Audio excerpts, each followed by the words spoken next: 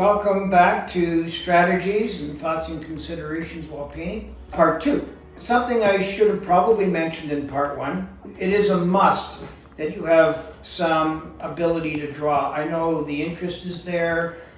This is something you should be practicing every day. I love drawing. Don't forget, when you start painting, you substitute a pencil for a paintbrush and you use it the same way, pulling out lights and darks, textures, focal point, and all the things that make a good painting. You start out with a pencil.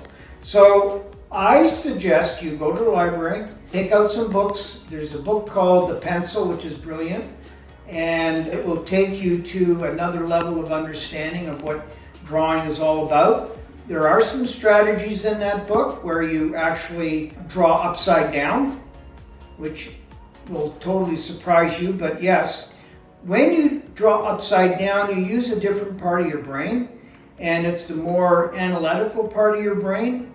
So the left side of your brain is mathematical, the right side of your brain is emotional, and if you flip your painting upside down or sideways, and I do all of my big paintings that way, I look at them differently, and it almost becomes a science project. It doesn't become a piece of art anymore.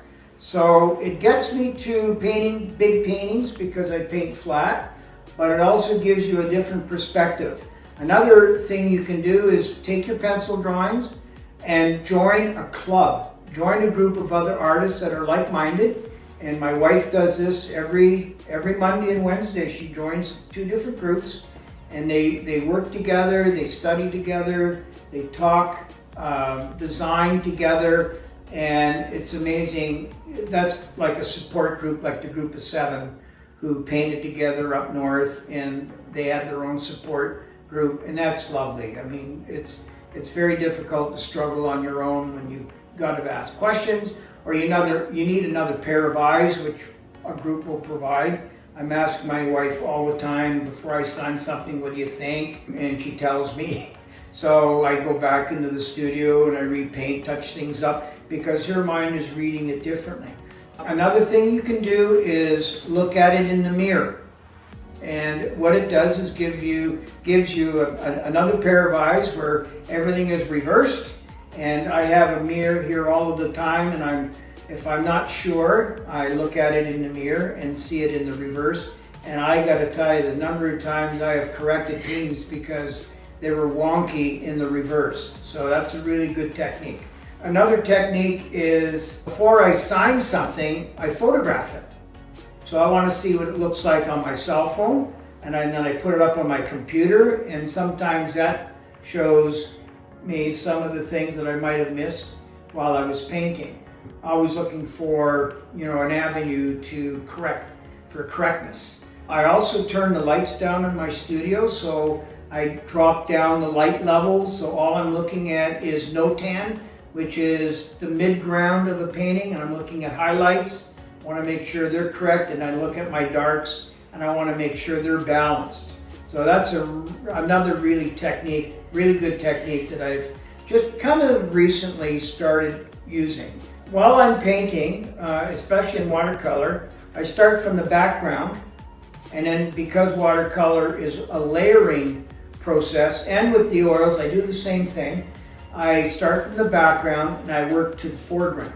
So light to dark, bright colors. I know I paint a little differently than everybody. I paint with colors right out of the tube, and then as the painting progresses, I start mixing colors and I put other colors on top. But initially, those colors that I used at the beginning of the painting will shine through, and they're clean.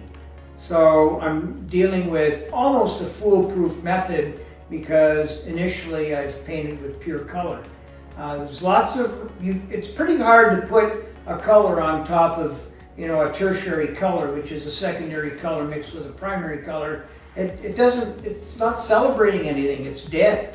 So I play with bright yellows, bright oranges, bright greens, right out of the tube. Hard to look at, trust me, but I look at this for several days and I know that in my mind's eye, which is my next tip, I can see where I'm going. Okay, so That tip is called visualization. Try to visualize your painting finished. I know it's not easy. It's the most difficult thing to teach, but I was onto it way before coaches were teaching their athletes to sink basketballs, seeing their athletes finish the shot, or tennis, finish, swinging, placing the ball. If you visualize yourself in painting with a finished painting in front of you, and what's it look like? Like, is it balanced? Does it have some power? Where does the eye rest?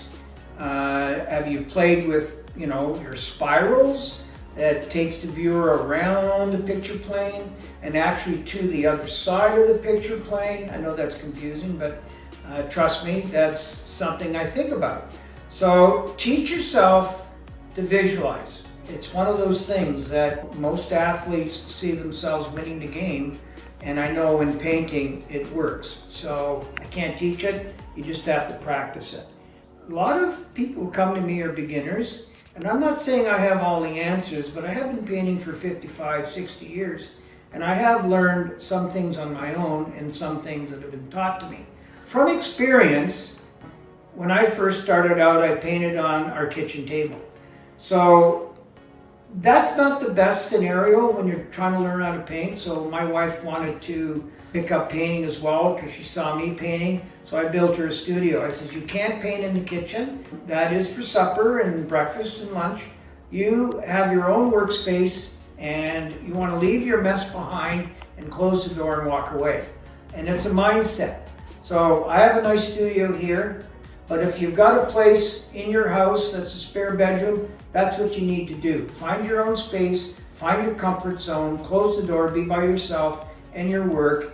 And that's just another little tidbit, but I guarantee you, you will find peace of mind and it helps you concentrate. Okay, so no more kitchen work unless you don't have, much choice in that, but it's important to have your own space. I have something that it's part of me. I don't know how many times I have been halfway through a painting and I'm not liking it. And I'm frustrated, I can't see it finished, and I want to give up. But I have a thing in my head, and it comes from, being somewhat of an athlete. You don't give up. And you start something, this is something my mother always taught us, you start something, you finish it.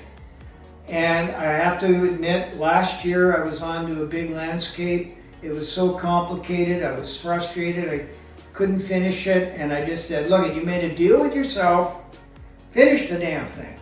So I did, and guess what? It turned out to be one of my very all-time favorite landscape paintings because I finished it and I worked through my demons, and I have to admit I love it. And I tell all my students, please, when you go home, finish these workshop paintings on your own, and even if you don't finish it to your liking, at least you've given it your best. And that's the best advice I can give you on that topic, is just if you start something, finish it. Be strong, have confidence, and I tell you, it will pull you out of a hole, and I can't, like I said, I can't tell you enough times that's happened to me. Here's an interesting little tidbit, and this kind of occurred to me while I was painting. Did you know that the viewer's eye always goes to white first? So any white bits you have on your canvas or in your watercolor, the viewer's eye goes there first.